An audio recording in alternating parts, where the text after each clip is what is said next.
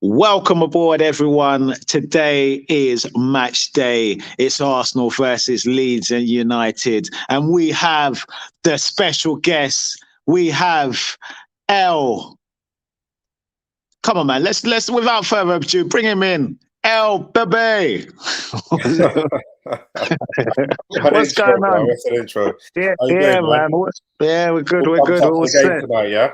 Yeah, man. I see you got the Arsenal. You're sporting the Arsenal black and yellow. I think Absolutely that's my done, man. favorite one, Absolutely actually. done. That is tidy, man. Anyway, Bob, we didn't do no reaction to the Arsenal versus Villa game. I know we're not going to go too deep into that, but let's give it 1 second, man. Let's give it 1 second. Was Yeah, that or was that not? That's one of the best performances I've seen years. it has to be Arteta's best performance over 90 minutes. Yeah. The last 2 years he's been at Arsenal, yeah. And then probably if you're going back to Freddie and Emery, yeah, he has to probably be Arsenal's best performance over the last couple of years. Consistently over the longer period, where we've seen it before for like 20 minutes, 35 minutes here and there, but over the. I was happy watching that game for the whole 90 minutes. Oh, yeah. Once. Yeah, I was pumped. I'm not going to lie. Like I was gripped. I was in the bath, living, like not like Tony Soprano, not like Tony Soprano, but it's like that sort of vibe. It's all my cigar hanging out. Watching it, and I was like, right, we're on stuff. I knew straight away, and I could tell the key differences in that game. We spoke about it in the previous thing. The difference was the backline was so much higher, which allowed the press to be so much easier. It weren't like crazy distances to press, and it wasn't easy to break the press. Villa struggled. Tavares, he's a baller, he offered so much more. He was a threat. It's like it gave defenders other things to think about, like their right back. Because when I saw them playing three at the back, I was like, oh, sugar, man, we're in trouble because we don't normally do well against that. But their right back was the amount Tavares was getting forward. Their right back was in trouble. He didn't know whether he was coming or going. What an engine. And he did that right up until the 87th minute. Thomas Partey in the middle of the park, smashed really hard in on the tackle, gave no one space. People asking questions about Thomas Partey. I mean, that is just so disrespectful. Do you know what I mean? Yeah, I understand. I think probably the reason we're asking the question is because we haven't really seen the true Thomas Partey. We've seen him in some performances like away at Old Trafford where he had some standout performances, but the fact that he breaks down a lot doesn't allow him to have that consistency. But going back to the Aston Villa game, the way that him and Lokonga just bossed up midfield, I was just loving life, man. It's a couple of 1-2 passes, movement. I couldn't ask for any more, man. The way that them two play together as a pair. So man, I'm happy about that. I'm looking forward to what they can produce. I mean, Smith Rowe grabs all the plaudits, and rightly so. He's starting to produce now. You got to love everything about that kid: the work rate, the quality, the speed. I think Jamie Carragher said he's one of his favourite people to watch dribble with the ball at the moment. Smith Rowe.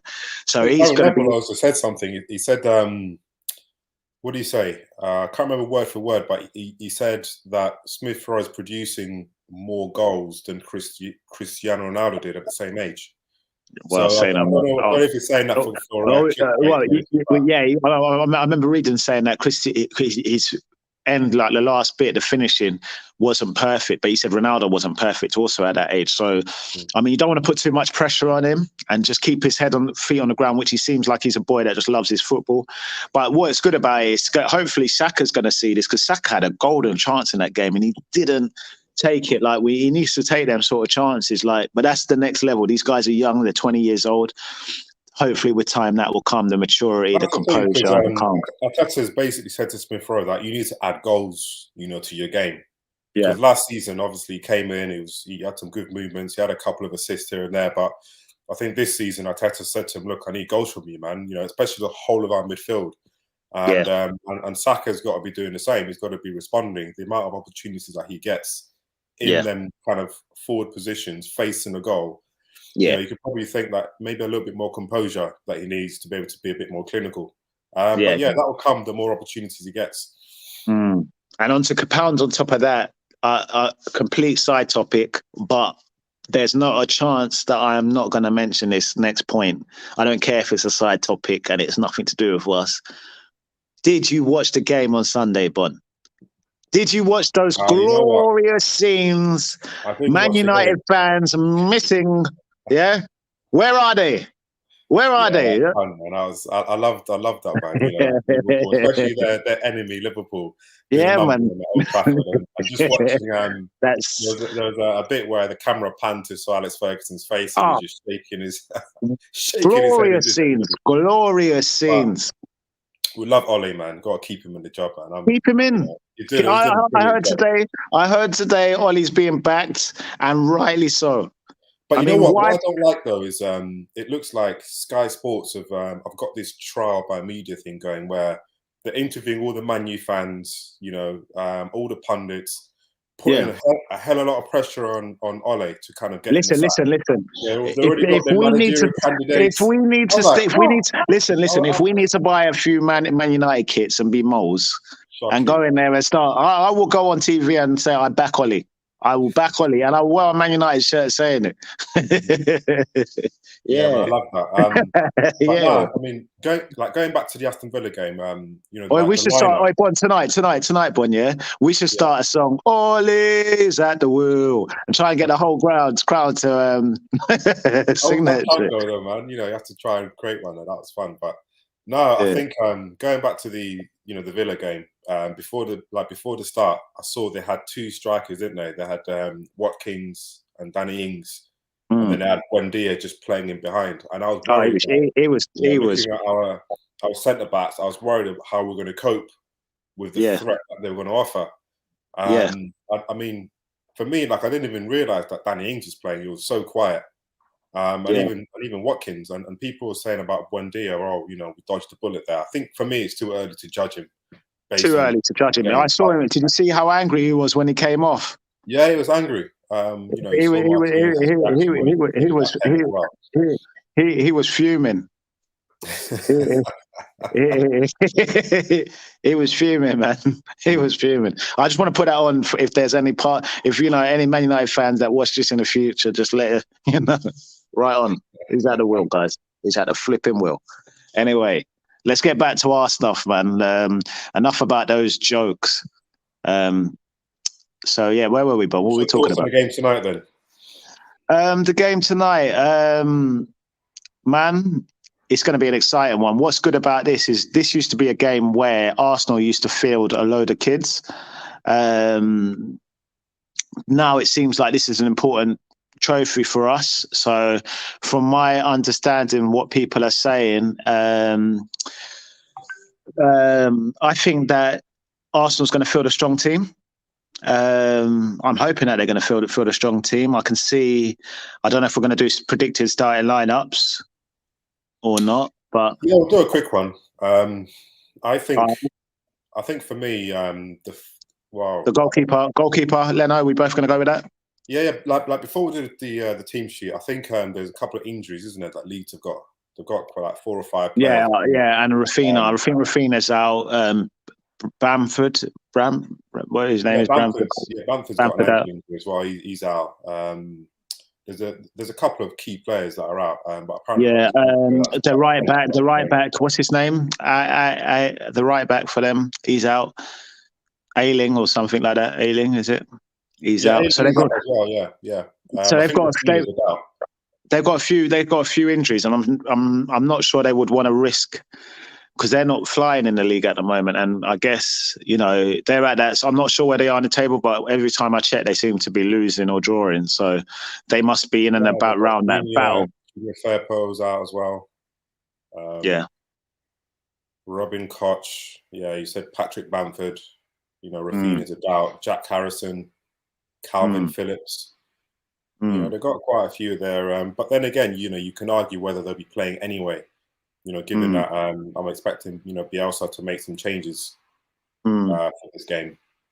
But no, I think for me, on Arsenal's side, I'd rather use this game to kind of, give the squad a run out. So players that need the games but haven't been able to break into the first team, it's an ideal opportunity for them to get the run out and give Mikel Arteta a problem and say, look, you need to play me. So, guys like Martinelli, I'm looking for them to actually, come into the starting lineup. Nicolas Pepe. There's arguments for Nketiah or Balogun. Martin Odegaard has been missing the last couple of games, so he needs to kind of point to prove. Guys like El Neni. Let's do it, Bon. Let's go through who you think should be starting then, Bon. Let's not mess around. Let's go. Goalkeeper. I'm just basically picking the guys. Goalkeeper. Who are you going for? It has to be Leno. Right back. I'm going Leno too, by the way.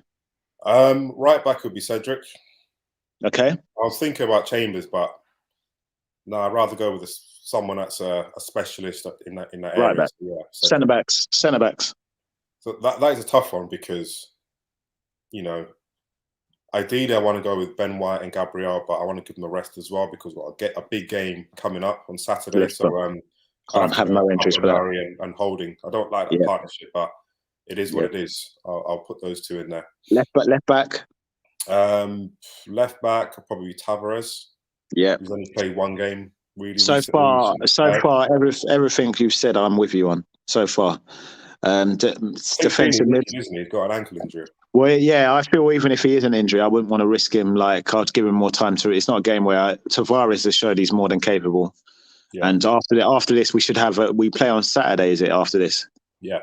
So we've got Wednesday, Thursday. Something like that, so we've got 4 day. We've got 4 days to recover, or 3 full days to recover, and a little bit to recover. So that should be enough for Tavares. He's got an engine, that kid. Hopefully we get the job done tonight easily, quick, early. So, but anyway, defensive mid, who are we going for? Defensive mid. It's a tough one, man, but I'll go with El Neni and Ainsley as a defensive pair. I know obviously it doesn't give us much fluidity going forward, but at least hopefully those two guys will give us enough cover. Is Patino away with the international duty? I don't know if there's I don't know if they're. I'm going to go with. I don't want to go with El Neni, man. Like for me, El Neni's played his last game in an Arsenal shirt. I'll go with Ainsley Niles. I'll go with Ainsley Niles and Lokonga. Yeah, I mean the reason why I didn't want to play Lokonga is because he's played a few games recently, so I think he deserves a rest going into the Leicester game. And the reason I put El Neni in there is because I don't think Ainsley's got enough experience to hold that midfield on his own. So I think El Neni, he's done it before, and he's more kind of, positionally aware than Ainsley. I think Ainsley's more one of those guys that likes to harry and roams around the pitch. So I think, those two might make a good combination. Yeah. All right. Are we going for right wing? On the right, I'll go with Pepe. Left wing? Martinelli. He has to come in now. Okay, attacking midfielder or second striker. Who are you going? Yeah, it has to be Martin Odegaard coming in. That's going to be exciting, man. I think this will be the first time. I don't know if I've seen Odegaard perform because we was in lockdown last year. So I don't think I've seen him yet. I don't think he played. He signed. I went to the Chelsea game, and I think he just got signed on that day. So this will be my first time to watch Odegaard. So I'll be paying a close attention to him. I think a lot of the fans have said that Odegaard's off form since the Tottenham game. I actually thought he was poor against Tottenham. I saw he's pressing well, but this is a good chance for. And I like Odegaard. When we signed him, I wanted Odegaard over James Maddison. Let me pull it out there. I'm not here to deny it, man. I wanted Odegaard in.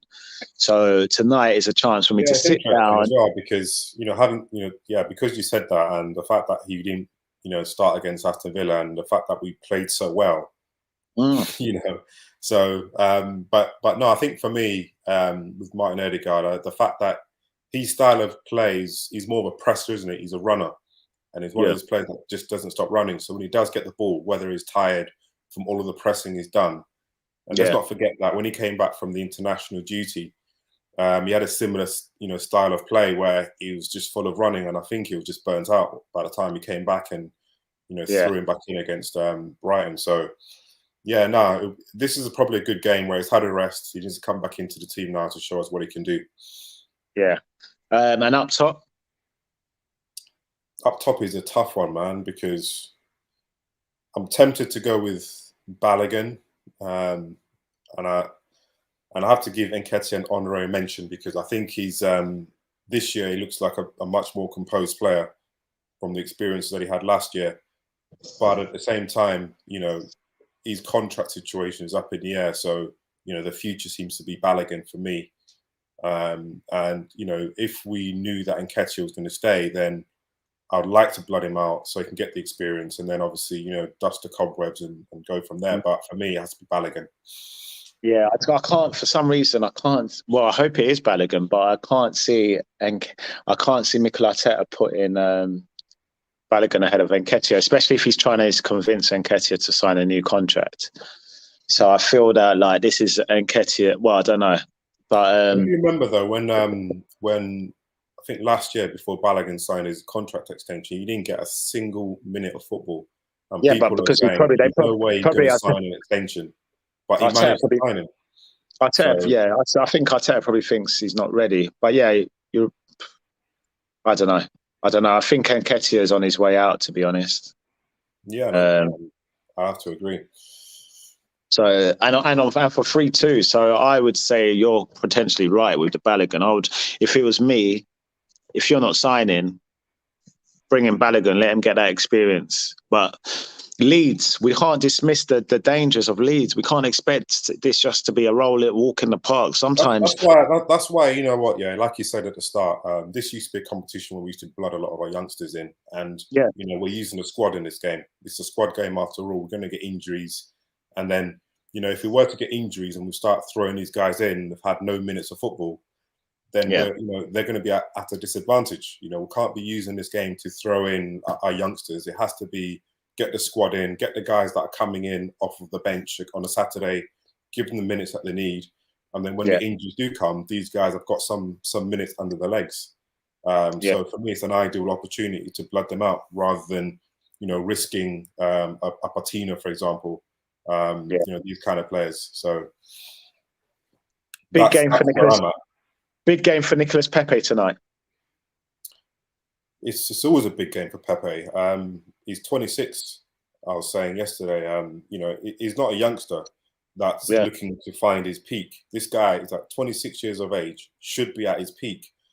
And I was looking at some. There was like an article I was reading about Pepe and Saka and why Arteta's playing Saka over Pepe. And I was looking at some of the dribbling stats, successful dribbles that Pepe's doing compared to Saka is poor. It's like under 13% successful take on and successful dribbles.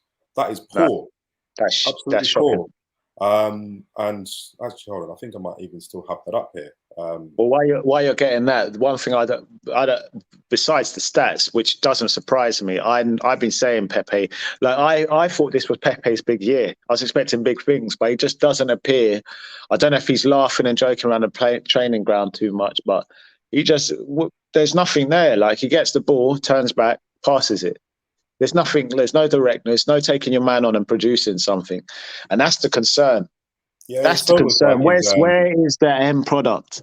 Yeah, exactly. It's almost like he's suffering from a lack of confidence. Either he feels he's not loved, or he doesn't have the confidence of the manager. But yeah, I've just pulled up the attacking creativity stats from Pepe and successful attacking actions in terms of percentage. So he does 78% in terms of attacking actions per game, but successful attacking actions, the results of that is 13%. Successful dribbles, so he dribbles around 77%. This is based on a 90 minute. You're right. Is that yours? How's your stream? Dribbles about 77%, but successful dribbles, we're talking about 13% successful dribbles. Oh wait there, but I think just repeat that again, because I think your stream went down just a second ago. Yeah, no, I was just saying, this is obviously attacking and creativity stats per 90 minutes. So, Nicolas Pepe is attempting 78% of his dribbles. Out of the 78% of his dribbles, he's only achieving a 13% success rate. And if if I look at it from attacking actions, it's a similar stat as well. attacking actions, he's obviously taken on his player, but he's beating him around about 13% of the time, which is really poor in terms of success. In comparison to Saka, for example, I mean, Saka's offensive duels won is like 37%. Yeah. Compare that to 13%. That's a massive difference. And if you look at Saka's successful dribbles, you're going at, in comparison to Pepe's 13%, Saka's achieving 70% successful dribbles. Oh yeah, that's a joke. Levels between them. Yeah. So just based on those two stats alone, there's a long way for Pepe and for me now. I mean, last season it took him a while to kind of get into the rhythm of the team and get his goal scoring stats. And you can argue he got dropped here and there, but I think this season he just, he's not a youngster. He should be like a Lacazette, for example. He comes in, he's effective straight away. He doesn't come in and is, you don't know what you're going to expect with him. So I can understand the frustrations from the fans, but for me at the same time, I do kind of have to put some respect on his name for the numbers that he achieved last season. I think he was our second highest goal scorer. Considering the positions that he was starting and the fact that he wasn't in the team regularly up until after Christmas. So obviously this is a new season and you expect more from him. And yeah, those stats I just showed you is just woeful, man, from a player that like an international player. That's just shocking, so. Not good enough. Not good enough. No. And that's what I've been saying, man. Like he might have a shot and someone tap it in, but there's levels to this thing. He needs to improve. He must improve. If he wants to, he's fighting for his Arsenal career in my eyes. Yeah. And for me, I think his Arsenal career is done. I don't think he, if Arteta had the option, he would move him on and get someone else in to replace him, because we need someone that's more efficient in terms of our gameplay. Like I understand, he does affect the game and he can achieve, he can get goals, but when you're looking at how we played against Aston Villa on Friday, I don't think you'd have got that type of performance with a player like Pepe on the right, which is so frustrating because the amount of times he loses the ball, the amount of times that he just kind of, passes backwards all the time, just not taking his player on. So, yeah, man, the jury's no longer out for Pepe, I don't think. I think it's just time that the writing's on the wall. And, we need to get a more efficient replacement. 5 subs will be named tonight on the bench. So, I mean, 5 subs, it means you can have 5 substitutions as opposed to 3 substitutions tonight. So you may see a bigger bench then. You may see some more youngsters in there. Yeah. Charlie Patino, do you want him to make the bench this time around? I don't mind the youngsters being on the bench. And then, based on Salah. how the game's going, you can bring them on. If we're doing well, within the first 60 minutes, then you can blood them out and give them a run out. I don't mind that, but no. I mean, in an ideal situation, we'll be in Europe. We'll have all these cup competitions. All our youngsters will have the opportunity to get game time, and then in January they generally go out on loan. But we just can't afford that luxury at the moment. This is it's a cup competition at the end of the day, and you got to use your squad. Otherwise, what is the point? The players that are in that periphery of breaking into that first 11, they're going to get frustrated because they're seeing youngsters coming in now ahead of them, when potentially they may be needed on a Saturday or Sunday. So, yeah, well, nothing's free at this club, and you've got to prove yourself. Like if Aneni gets in, he's a very lucky guy. He hasn't really played much football this season. I know last season he made his mistakes and stuff, but he hasn't played many games. And I think there's rumours that he's going to be moved on in January, from what I'm hearing. To Turkey. Yeah, so I think the fact that like Arteta said, once a guy's still got a contract at Arsenal, then you got to use him. Similar situation with Lacazette. He can sign for other clubs in January, but we're still using him. So I think with the fact that this is the game where we need to give our first choice 11 at least the key players in that first choice 11 a rest, a bit of a break before the big one against Leicester. And then you have to, where you can, try and manage certain games. And this is one of the games where I think you can manage, because the amount of injuries that Leeds have, for example, it's not going to be their first choice 11. So it's not going to be a Premier League, game. It's going to be a typical cup game where, both sides are going to be making some changes. And I think, for me, I like to see Arteta use the squad and rest some players that we need for Saturday, because for me, Leicester is a bigger game than this cup game. Yeah. And the good thing is that Leicester are playing tomorrow night. So, we may have the extra 24-hour rest when we play them on Saturday. Yeah.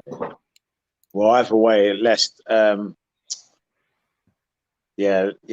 feel like Leicester's the danger game. The challenge tonight is just to be able to get through the game. I think we're going to name 7. So it's going to be this is going to be a very strong lineup, especially on the bench. We could see the likes of Smith Rowe, Partey, Gabriel, Tommy, Aubameyang, all on the bench tonight. So should Leeds? It's a tricky one. How do you approach it? Do you go all out for the win and then take players off, or do you start with a weakened team and be able to bring people off the bench? I don't know which way is the best way to go, but. Yeah, it's always tough, isn't it? Because you can, if it goes wrong with your weaker players or even with your stronger players, then you, in hindsight, you think you should have made the different decisions. But I think the fact that we're at home, and in terms of the attacking threat that Leeds have, I don't think it's the same Leeds as it was at the start. Well, last season, I think the fact that they've got so many injuries and stuff, and they're below mid-table, aren't they, at the moment in the Premier League? So I think their focus is the league. Yeah. So I think we've got the luxury to actually, use our squad, and that's what the squad is there for, in my opinion. You've got players there that need minutes. You have to, blood them out. Yeah. Let's not forget Aubameyang is going to be missing in January, and then you're going to wish that you played Balogun more. Pepe is going to be gone, and you're going to wish you gave Martinelli a bit more of a chance, So why not use him? Yeah, I agree. So unless he doesn't think Balogun's ready. But yeah, go on. Yeah, so if you don't play Balogun, then you play Nketiah, don't you? Yeah, because he's been playing Nketiah before. So yeah, you're probably right. You might even just go. But then again, we've seen him play Nketiah on the left or the right, didn't we? And he played Balogun up top, so he can mix it around a little bit. But if that was the case, then yeah, I think he may just go with Nketiah and have Balogun on the bench. Leeds United are languishing 17th in the table. They've won 1 game in their last 5, lost 2, drawn 2. So they're banging trouble. There you go. They are banging trouble, them guys. What's your prediction then? Leeds is one of them teams you never want to disrespect, because they on their day they play good football. It should be an interesting clash, but it's tricky. It depends what team Leeds put out. Like they are a tricky team, and the thing is, the difference between us and them. They haven't been tricky this season, have they? Like you just said, they're languishing 17th. A lot of injuries, so. On the face of it, isn't it? On the face of it, we should we should brush these guys, yeah. But we got to remember we're playing them. We're not playing our first team, our new first team. We're still playing some of these donkeys from previous years. Okay, but if you look at our attacking threat that we can offer, like the likes of Pepe on one side, Martinelli, Ødegaard just behind, whoever your choice is, Balogun or Nketiah, man, that's not a bad attacking threat. These guys got goals. I think they've got goals in them. Pepe got goals in them. So for me, I think that we can at least score a couple of goals. But yeah, I mean, the way that Leeds play is open as well. Let's not forget they're like a Burnley where they just come in and defend and put 11 man behind the ball. So they're going to be, it's like we're going to shoot at them. They're not anti-football. Exactly. So it's going to be ping pong, isn't it? So for me, I'm expecting to see some goals. I wouldn't be surprised if it was like a 4-2. What's your prediction? I'm going on Arsenal win tonight. What are you going? Yeah, I'm going for an Arsenal win as well, but I'm thinking it's going to be an open game. If it goes with the lineup that I just mentioned, especially with Pablo Mari and Holding, who I don't really rate, and Cedric as well, man. That's like one of the worst defenses that I could name. But for that reason, and then obviously you take into account you've got El Neni and potentially Ainsley in that midfield, then I'm expecting some goals to be leaked. So yeah, I'm going to go on a 4-2. 4-2. It's going to be an open game, I think. So yeah, I wouldn't be surprised to see like a 4-2 type game. I'm going 2-1. But then again, like this game has to be settled as well, doesn't it? It doesn't go into extra time, does it? Yeah. It goes straight to penalties. It goes straight to, I don't know, actually. I haven't even checked that. I'm not too sure, but that's a good question because who knows? I'm going to pretty check. 2-1, yeah. Any goal scorers or? Who should I back to score? Martinelli. Let's give Martinelli a chance. I know Martinelli will be starting. Pepe, maybe Pepe. He'll take a penalty. And then I don't know, Harrison for Leeds if he plays. It'd be interesting. It'd be interesting to see Bielsa kneeling down, like no funny business, but just how he crouches on the sideline. So yeah, that'd be interesting in the league. Yeah, but yeah, Tierney should be doing that stuff, man. Yeah, man. But yeah, so yeah, that's it. Come on, I guess like that's our predictions. We've done our lineups. Yeah, there's not much to say. I mean, all we can do is hope that maybe he surprised us. He might go stronger than what we thought. But all we can hope, I think he might even do that. Arteta has been ruthless recently. He could possibly even go stronger than what we're saying. Yeah, I think so. You're right. Yeah. I wouldn't be surprised. Yeah, I wouldn't be surprised. So all we can hope for now is just like any win into the next round. It's a long way. This is how far we've dropped on. Because remember when we used to watch Caribou Cup, like, why that, man? We didn't even want to know what's going on with this Caribou Cup. But like, it's just an interesting game to see what the youngsters can do, isn't it? Yeah, that's what we used to use it for. Yeah, that's right. Yeah, but now it's a big cup for us. And we got to be on it. And that's the thing, is it's a consequence of when you haven't got as many games as you like, isn't it? Like before, we used to be in Europe, so we can, in the early rounds, we can blood some of our squad players and the youngsters, and then in these cup games, just kind of full on youngsters, but we just don't have the luxury, and everyone needs minutes. So it's a squad of 25 or so players.